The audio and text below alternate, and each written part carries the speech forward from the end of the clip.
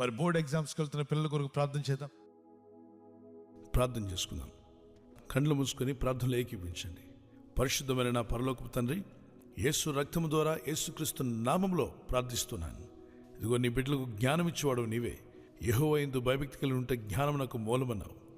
అడుగుడి మీకు నేను జ్ఞానాన్ని అనుగ్రహిస్తానని యాకోబు 1:5 సెలవిచ్చున్నారు. నీ నామంలో ప్రార్థిస్తుండగా ఈ బిడ్డలకు భయభక్తిని నేర్పండి. నీ యందు భయభక్తి కలిగినప్పుడు వారికి జ్ఞానం రిలీజ్ చేస్తానన్నావు. ఇప్పుడే వారిలోనికి జ్ఞానం release అవునుగాక.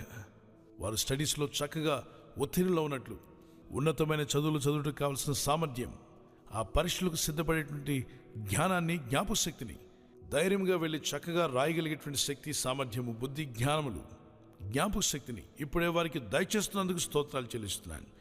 Let them receive it in Jesus name. వారిలో కన్ఫ్యూజన్, భయం తొలగిపోమని గద్దిస్తున్నాను. గొప్ప ధైర్యం వచ్చును